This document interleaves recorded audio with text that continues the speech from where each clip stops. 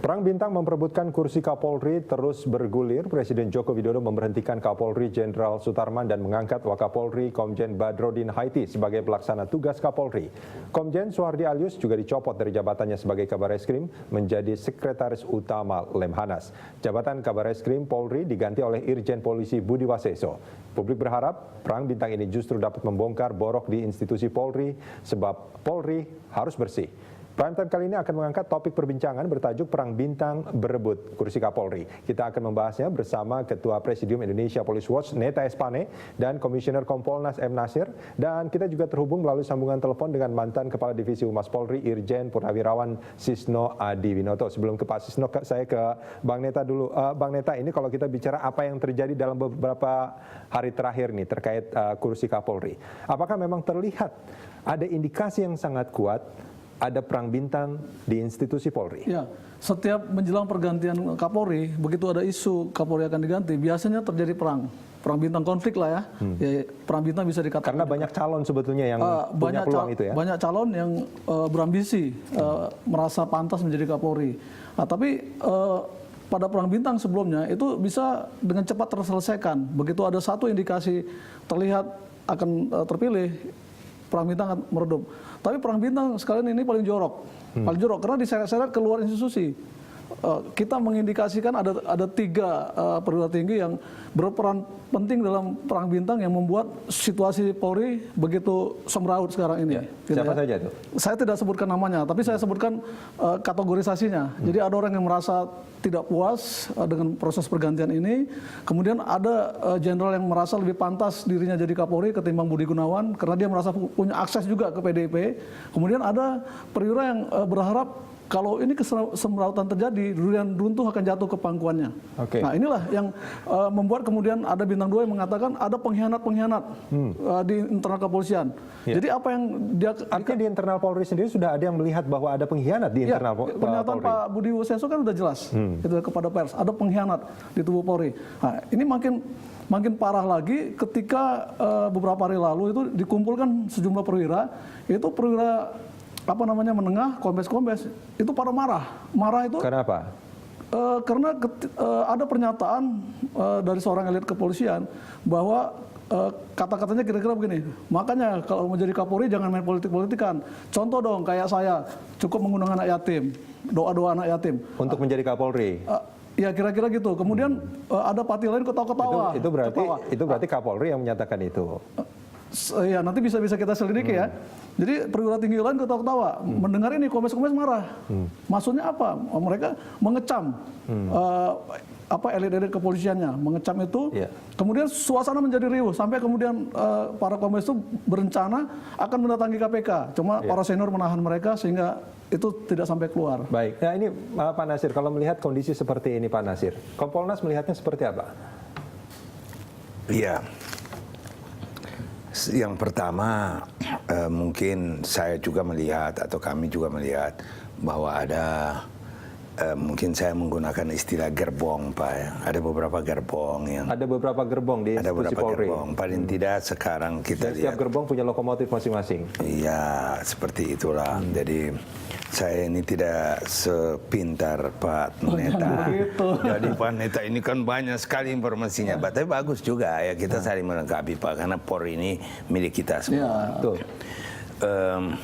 Jadi ada gerbong, paling tidak ada 3 gerbong Pak. Ada 3 gerbong? Ya, gerbong 1 diisi oleh yang sedang menjabat dengan beberapa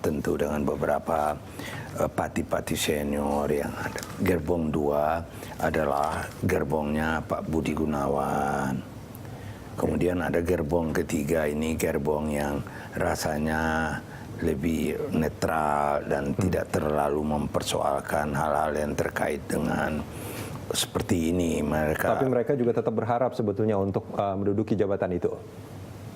Tidak ya, kalau saya lihat mereka, saya minta maaf istilah saya atau ya saya menggunakan istilah ya lebih nerimo. Lebih nerimo ya? Lebih nerimo. Tidak ambisius. Artinya kalau kita bicara soal gerbong, ada 2 lokomotif ini cuma ada dua gerbong sebetulnya yang bersaing. Tetap tiga.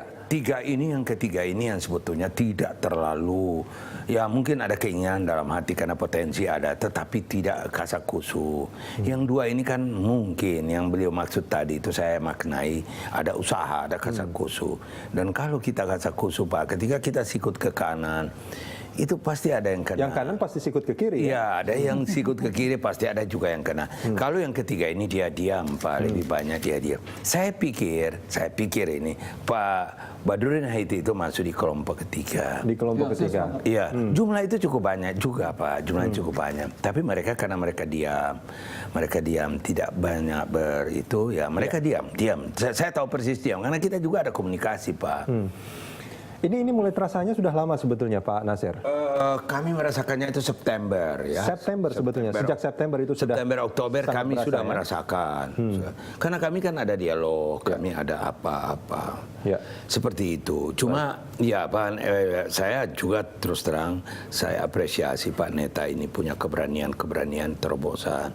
Kalau kita ini mungkin karena kita lembaga negara Pak, jadi ada apa namanya? Ada yang membatasi ya, ada keterbatasan. Ya. Sebetulnya pengen juga ngomong seperti juga. ini. Kalau saya dulu LSM ya saya mungkin lebih keras dari lebih galak. Ya. Baik, kita akan mencoba untuk menghubungi Pak Sisno Adiwinoto. Pak Sisno. Iya, Pak Sisno, selamat malam Pak Sisno. Bung Neta, Pak Nasir, selamat sore. Iya, Selamat sore, Komandan. Ya. Pak Sisno, ini kalau kita bicara soal adanya indikasi perang bintang di institusi Polri, Anda yang pernah berada di sana, bagaimana sebetulnya kondisinya Pak Sisno? Iya, kami dari Persatuan Purnawirawan Polri dengan keadaan ini sangat-sangat prihatin dan tentunya sedih. Ada juga tidak rela polisi ini menjadi objek, paling tidak menjadi sasaran goyangan politik. Pada situasi pergantian atau mulai dari proses penggantian Kapolri yang saya pikir semuanya sudah umum, sudah jelas, sampai dengan kemarin pelaksanaan putusan oleh Presiden yang sangat tepat mengambil jalan tengah, walaupun setengah keputusan DPR yang baru dilaksanakan, karena memberhentikan yang lama, mengangkat yang baru, memberhentikan yang lama sudah dilakukan, mengangkat yang baru yang tinggal belum dilakukan. Jadi itu sudah semua yang berjalan, oke. Dalam rangka kita menyatakan Polri ini milik rakyat, dari rakyat dan untuk rakyat, kita mengharapkan malah Polri ini menjadi institusi yang kuat, baik, benar, tapi sekarang malah menjadi satu situasi yang mungkin ada kisruh. Tadi disampaikan juga sampai terjadi perang bintang, itu mungkin istilah ya, karena tidak ada peperangan di sini. Tapi bahwa secara mungkin konsepsional dan yuridis itu tidak terjadi, tapi bahwa ada ikutan, intrik menjadi ikutan, karena adanya penggantian Kapolri, ini yang terjadi itu yang kemudian membuat kisruh.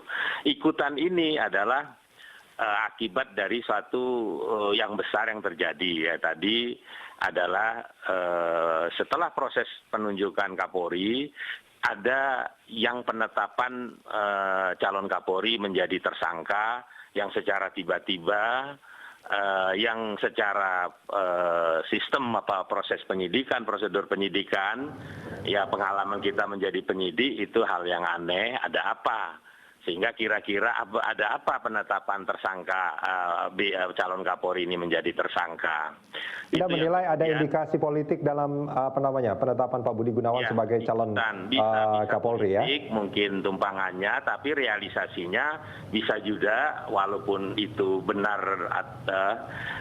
substansinya menjadi tersangka itu bisa benar dan perlu juga diuji karena kita negara hukum, masih praduga tak bersalah.